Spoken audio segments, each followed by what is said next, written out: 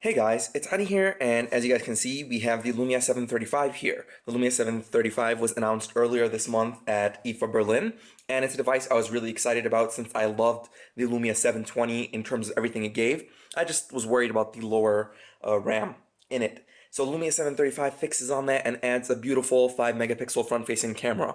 And I'm really excited to check it out, so let's start the unboxing.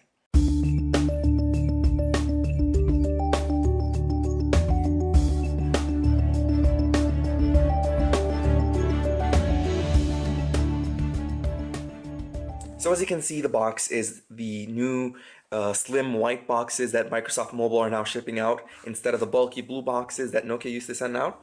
And on the front of the box, we have just the phone in a couple colors. On the back, we also have the phone in more colors, and it shows you what comes in the box. As you can see here, we have the phone itself, a battery, a cable, and an instructions leaflet. You'll notice that it does not come with headphones. This is also part of the price cutting that is going on to keep prices down. It's also worth noting that the Lumia 930 itself doesn't come with headphones either. So you can see the available colors it comes in: green, orange, black, and white. And here are some specs about it: Windows Phone, mixed radio, here maps, here drive, with a Qualcomm Snapdragon and wireless charging. And you can see the phone itself here. So without further ado, let's open up this phone and see what comes with it. And yes, we have it in the beautiful, vibrant green color, as you guys can tell. Just pop that out. There we go. So put it aside, see what else is in here. We have the battery,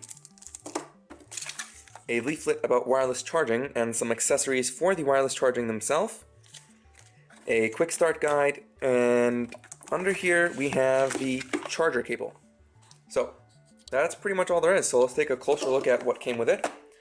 So first of all, we have the phone itself in the magnificent, very bright green. Honestly, it's quite bright, and it's not very fluorescent. Actually, it's more like of a matte, kind of toned down green. I know the light I have is throwing it off a bit, but it's a very subtle green, and I don't know what to say about it.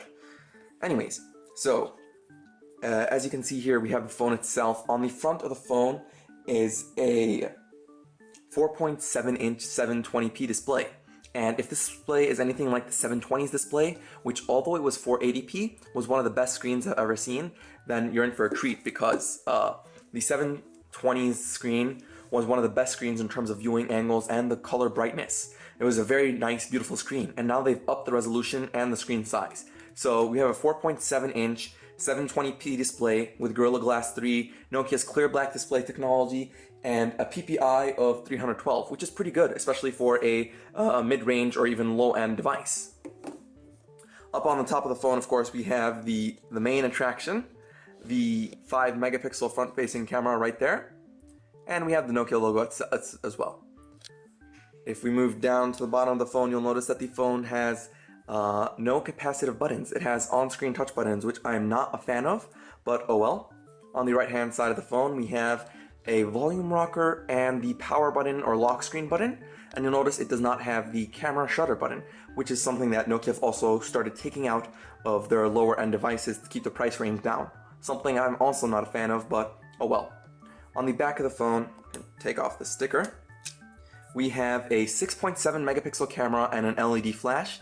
I believe this is the same camera that was in the 720, and it's a pretty capable camera if it is the same.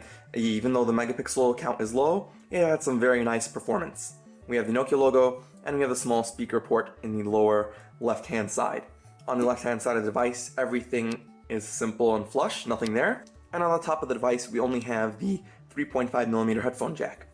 On the bottom of the device, we have the micro USB port for charging and syncing your phone to your computer. And that's pretty much it for the Lumia 735. So in terms of the design of the phone, I really like what's going on here. It has some nice soft corners, rounded corners, with flat top and bottom.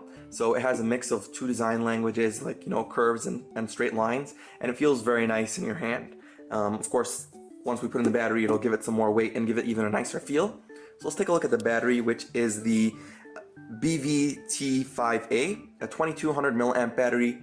So that should easily get it through the day and then some on the Nokia Lumia 735, which is, you know, it has a 4.7-inch screen, so it doesn't need that much juice, but it does take a bit of juice. So to give you guys a rundown of the specs of the phone, as mentioned, has a 4.7-inch 720p display with a PPI of 312, has a 5 megapixel front-facing camera and a 6.7 megapixel rear-facing camera with LED flash. It has 1 gigabyte of RAM and 8 gigabytes of onboard storage, expandable via micro SD card, of course. You also have a 1.2 gigahertz quad-core Snapdragon 400 processor, which is a bit disappointing since, I would really love to make this phone my daily user. And a Snapdragon 400 is a bit disappointing, but we'll see how it performs with Windows Phone 8.1, which is of course quite light. So that's pretty much all there is to mention about the Lumia 735. One thing to note is that this is the 735, which is very similar to the 730 except for two small changes. First of all, the 735 has QI wireless charging enabled in it, which makes it slightly thicker and slightly heavier than the 730. The 735 is also a single SIM 4G LTE phone, while the 730 is a dual SIM 3G phone. So that's pretty much all you have to know about the differences between them. Be sure to stay tuned for lots of coverage over the 735 since I'm really excited about this phone and I want to give it all I got. So thanks for watching, guys. Be sure to subscribe to my channel, like the video, and I'll see you guys around the next video. Thanks for watching.